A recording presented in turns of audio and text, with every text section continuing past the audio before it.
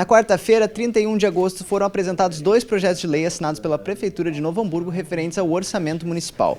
O PL 76 de 2022 altera o plano plurianual do quadriênio, sancionado em 2021, e o PL 77 institui a LDO, a Lei de Diretrizes Orçamentárias, para o ano de 2023.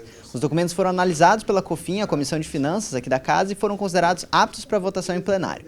Conversamos com o vereador e presidente da COFIN, Enio Brizola, do PT, para entender o que muda do planejamento inicial e de onde vem o aumento de arrecadação de 8,8% previsto pela Prefeitura. Confira. Esse incremento que teve agora, ele é positivo, tá? Dentro de um quadro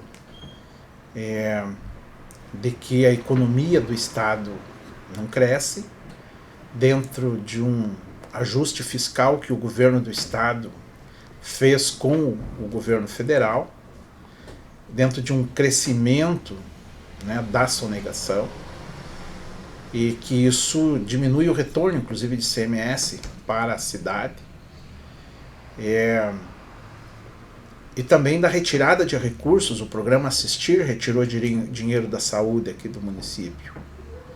Isso impacta. Então, o incremento ele se dá em razão também do aumento aqui, do reajuste, da atualização da planta promovido pela prefeita, do IPTU na cidade. Então, esse incremento provém daí. Então, achamos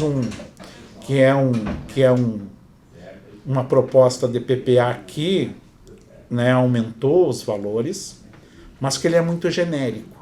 Ele não trata, ele não ataca gargalos importantes na cidade, os gargalos né, das grandes demandas mais complexas da saúde. Ele não ataca a questão da defasagem escolar, ele não ataca os gargalos ambientais dessa cidade, que não são poucos, e também não, né, coloca o município em perspectiva de ter também uma referência de produção tecnológica também na cidade.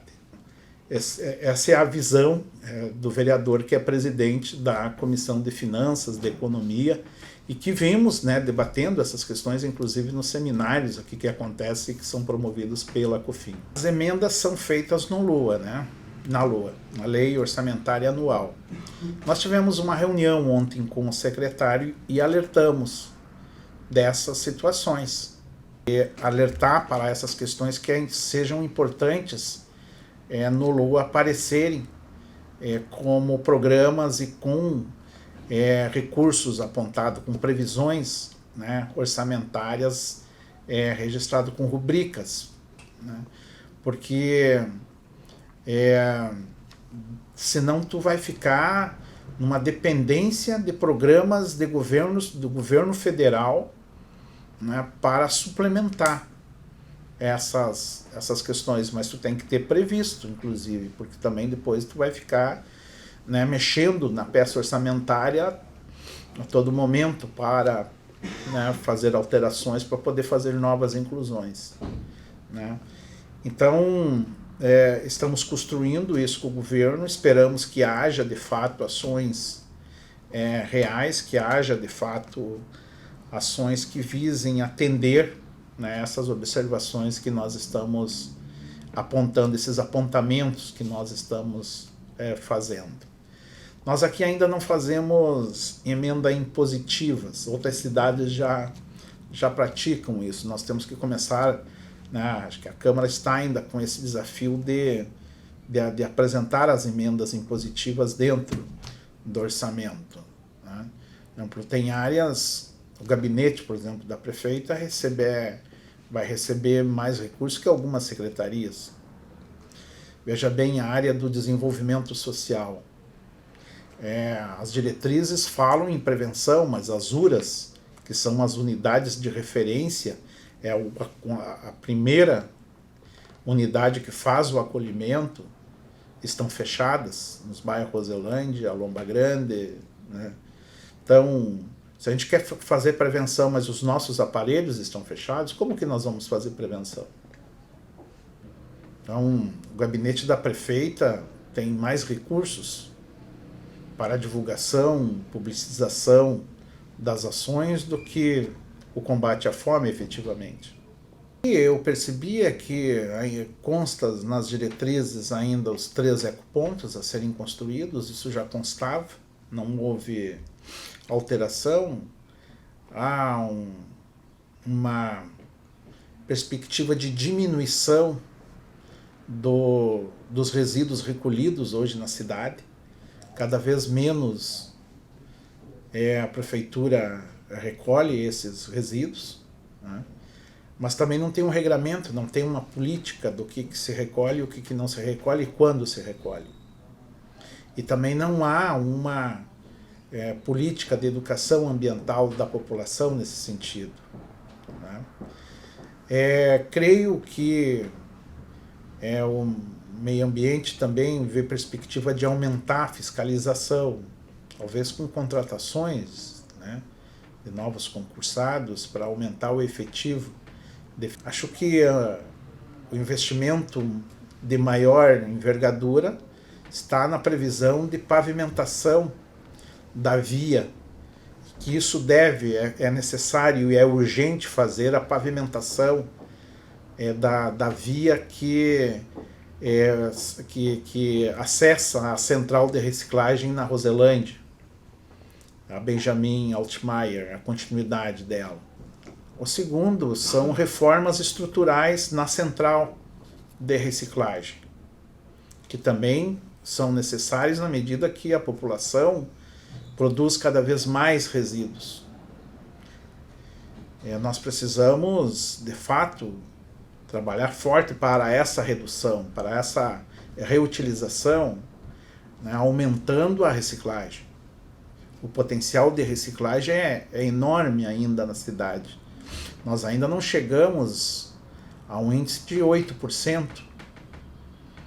Desafios, né, que são desafios que a cidade tem que se colocar. Né, que a cidade tem que se colocar, os moradores, a gestão pública, né, a Câmara de Vereadores, numa perspectiva de enfrentamento mesmo da grave crise ambiental que nós, né, vivenciamos nos dias de hoje. Claro, sem falar inclusive das ações, né, de tratamento de esgoto que precisam avançar. Nós temos um nível de tratamento, um índice de tratamento de esgoto hoje muito baixo na cidade. Nós precisamos aumentar isso para melhorar a qualidade da nossa água, para gastar menos dinheiro no tratamento, porque a gente suja a água e depois gasta milhões para recuperar a água, para tornar ela potável, uma idiotice total.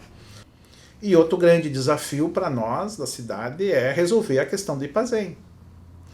Sempre né, o tripé maior era a saúde, né, era a educação e obras. Chegou alguns momentos que era a segurança pública, mas sempre esse tripé. Hoje, por exemplo, o Ipazém é o terceiro nessa ordem, com 15,73% do orçamento. Como que deixamos acontecer isso? Não pagando, né, fazendo gestão pública com o dinheiro que era do Ipazém. Na origem, no governo Ayrton, que não pagou o Ipazém, e isso outros governos foram, né, impactados e arrastados para dentro desta bola de neve que só cresce. E cresce muito, e cresce rapidamente. Hoje, por exemplo, nós estamos com a parte assistencial em atraso do Ipazém. Novamente em atraso.